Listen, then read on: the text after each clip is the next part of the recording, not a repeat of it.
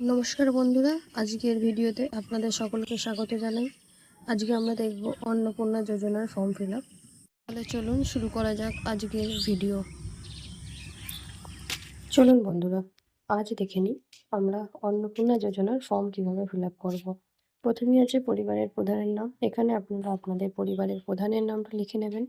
তারপর তেনার জন্ম তারিখ, তিনি পুরুষ না মহিলা সেটা উল্লেখ করবেন, এবং আধার কার্ডের নম্বর, যেটা পরিবারের প্রধান আছেন যিনি, তার আধার নম্বর দেবেন।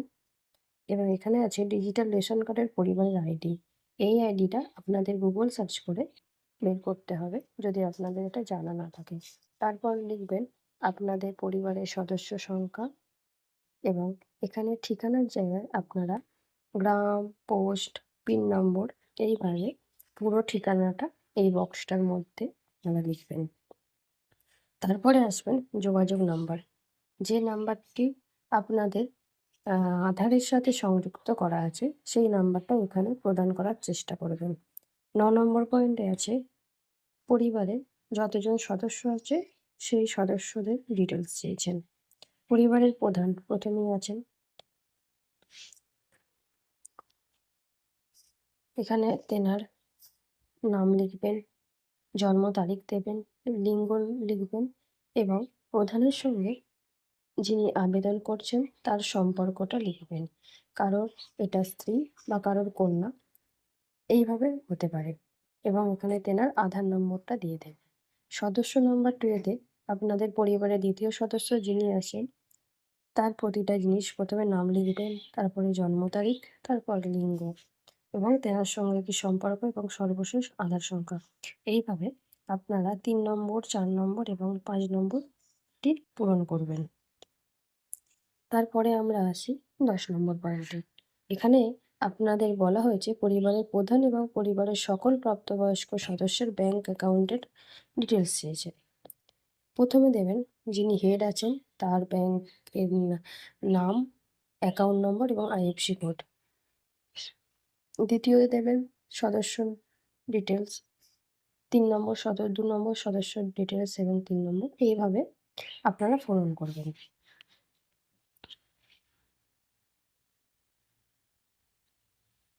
তারপরে আসি এপিক নম্বরের ওপর। আপনাদের যতজন সদস্য আছে 1 নম্বর, 2 নম্বর এবং 3 নম্বর, যদি থেকে থাকে 4 বা 5, উপরে দেবেন এপিক নাম্বার এবং বিধানসভার নাম্বার, যেটি আপনারা এসআইয়ের সময় পেয়েছিলেন বিধান ক্ষেত্রের অংশ বা নম্বরটি, ওটি আপনারা প্রদান করার চেষ্টা করবেন। তারপরে আসি বিভাগ। বিভাগে আপনারা কি এসসি, এসটি, ইউআর, ওবিসি যেটি হবেন আপনারা এই চেক মার্ক করবেন। তারপরে আপনারা আসবেন, আপনাদের কি ডিজিটাল রেশন কার্ড আছে? থাকলে হ্যাঁ, নইলে নয় টিক করবেন। যদি হ্যাঁ হয়ে থাকে তাহলে আপনাদের রেশন কার্ডটি কোন খাদ্যের আন্ডারে পড়ে সেটি আপনারা চেক বক্সে টিক দেবেন। পরিবারের রেশনের দোকান থেকে মাসিক রেশন তুলেছেন কিনা সেটি এখানে চেয়েছে, আপনারা তুলে থাকলে হ্যাঁ, বা না তুলে থাকলে না দেবেন। বাড়ির ধরন, আপনার বাড়িতে কি 3 বা তার বেশি পাকা ঘর আছে? থাকলে হ্যাঁ, নইলে নয় আপনারা টিক মার্ক দেবেন। পরিবারের জমির মালিকানা, আপনাদের কি কোনো জমি আছে? থাকলে হ্যাঁ, নচেৎ নয়তে আপনারা টিক দিয়ে এগিয়ে যাবেন। জমির পরিমাণ থাকলে সেটা কতটা আছে আপনারা উল্লেখ করতে হবে। আর 4 নম্বর পয়েন্টে আছে আপনি পরিবারের কোনো সদস্য অবাণিজ্যিক মোটর বা 4 চাকা গাড়ি থাকলে হ্যাঁ, হ্যাঁ দেওয়ার সাথে সাথে আপনাদেরকে দিতে হবে গাড়ির রেজিস্ট্রি নম্বর এবং গাড়ির নাম্বার।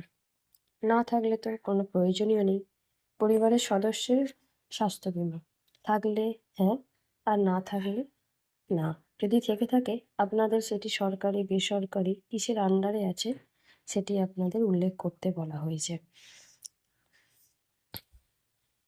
আয় পেশার প্রথম পয়েন্টে আছে কোনো সদস্য কি আয়কর বা পেশাগত কর প্রদান করেন? আপনার পরিবারে যদি কোনো সদস্য এরকম আছেন যিনি ট্যাক্স দেন তাহলে হ্যাঁ করবেন, নচেৎ না করে এগিয়ে যাবেন। আর যদি তিনি দিয়ে থাকেন তাহলে এখানে কোন সদস্য বা কিছু উল্লেখ চায়নি, তাই এটি হ্যাঁ বা না এতেই মিটে যাচ্ছে। তারপরে আছে পরিবারের সদস্যের প্যান কার্ড নম্বর।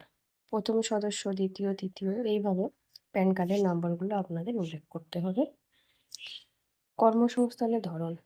পরিবারের প্রধান কি করে, যেটি করে সেটিতে আপনারা টিক দেবেন। সদস্য ১ নম্বর সদস্য কি করেন, ২ নম্বর কি করেন, ৩ নম্বর কি করেন, এগুলো আপনাদের উল্লেখ করতে হবে। ৪ নম্বর পয়েন্ট আছে পরিবারের স্বীকৃত প্রাপ্তবয়স্ক সদস্যদের সংখ্যা এবং পরিবারের অস্বীকৃত প্রাপ্তবয়স্ক সদস্যদের সংখ্যা থেকে। প্রধান, পরিবারের যে প্রধান আছে তিনি সর্বোচ্চ শিক্ষাগত যোগ্যতা যেটি হবে সেটি চেক মার্ক করবেন। সদস্য 1, 2, 3 এইভাবে বাকিগুলো পূরণ করতে হবে। এরপরে আসি কোন সদস্য কি কোনো সাংবাদিক পদ, মন্ত্রী, সংসদ, বিধায়ক, পৌরস্থানীয় সংস্থা, পঞ্চায়েতে কর্মরত বর্তমানে থাকেন? যদি হ্যাঁ, তো হ্যাঁ লিখে তার সদস্যর নম্বরটা দিতে হবে। আর না হলে নয় টিক করে এগিয়ে যাবেন। কোনো সদস্য কি সরকারি পেশাভোগী? যদি হ্যাঁ হয়ে থাকে হ্যাঁ, যদি না তো না, এটি পূরণ করে দেবেন। কোনো সদস্য কি জিএসটির অধীনস্থ নিষিবদ্ধ আছেন? হ্যাঁ হলে হ্যাঁ, নাহলে না। এখানে আপনাদের ৮ নম্বর পয়েন্টে চেয়েছে পরিবারের বার্ষিক আয়। এখানে সংখ্যায় আপনাকে আয়টা লিখে দিতে হবে। তারপরেও আসি সিএ আবেদনকারী বর্তমান অবস্থান যদি থাকে, পরিবারের প্রধানের যদি কেউ আবেদন করে থাকেন তাহলে এগুলোকে আপনাকে টিক মার্ক করতে হবে, নচেৎ প্রযোজ্য নয় বলে এড়িয়ে যাবেন। অন্যান্য কিষাণ ক্রেডিট কার্ড বা কেসিসি কার্ড, শিল্প ক্রেডিট কার্ড, মৎস্যজীবী ক্রেডিট কার্ড এইসব আছে কিনা, যদি থেকে থাকে কোন সদস্যের আছে এবং তার নম্বর, আইডি সংখ্যা এবং ইস্যুর যে ডেট সেটি আপনাকে দিতে হবে, সেটি আপনারা প্রদান করবেন। এরপর আসি যদি এসআই ২০২৬-এ নাম বাদ পড়ে থাকে তবে মামলার ট্রাইব্যুনালে বিধানীকরণ কিনা। হ্যাঁ হলে হ্যাঁ, নইলে না করে এগিয়ে যাবেন সদস্য অনুযায়ী।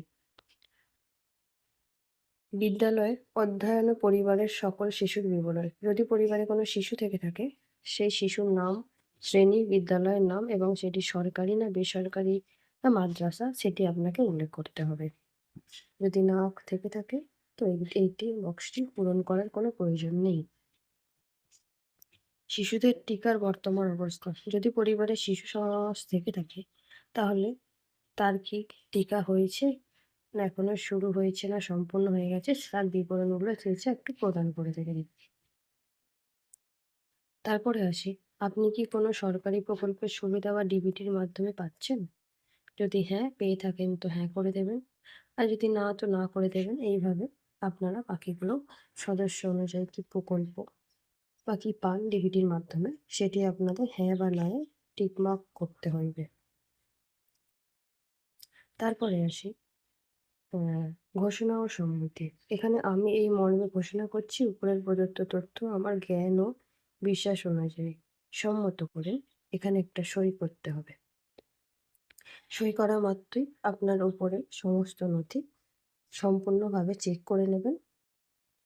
কোথাও যদি কোনো ভুল হয়ে থাকে সেটিকে সংশোধন করার চেষ্টা করবেন এবং পরবর্তীতে একদম লাস্ট পেজে আছে সত্য এবং প্রযোজ্য ক্ষেত্রে আমি সকল সহায়ক নথি প্রদান করছি এবং উপরের উল্লেখিত মানদণ্ড বা দেয়নি আমি অবগত যে প্রাপ্ত তথ্য মিথ্যা প্রমাণিত হয় আমাকে সামাজিক সুরক্ষা সংক্রান্ত সুবিধামূলক বন্ধ হয়ে যেতে পারে। এটা নিয়ে এখানে আপনি একটা স্বাক্ষর করবেন এবং এই যে পাঠটি আছে এটি সম্পন্ন সরকারি ব্যবহারের জন্য এইটিতে আপনারা কিচ্ছু করবেন না। আপনার কাজ এখানেই শেষ। বারবার ফর্মটি মিলিয়ে নেবেন। Account number, account details, PAN, Aadhaar, পরিবারের সকল ডিটেলস আমরা মিলিয়ে নিয়ে এটি জমা দেবেন। আশা করি ভিডিওটি ভালো লেগেছে। ভিডিওটি ভালো লাগলে অবশ্যই চ্যানেলটি সাবস্ক্রাইব করে পাশের ঘন্টাটি প্রেস করে দেবেন এবং পরবর্তী ভিডিও আপডেট পাওয়ার জন্য আমাদের সাথে থাকবেন এবং বন্ধু-বান্ধবদের সাথে শেয়ার করবেন।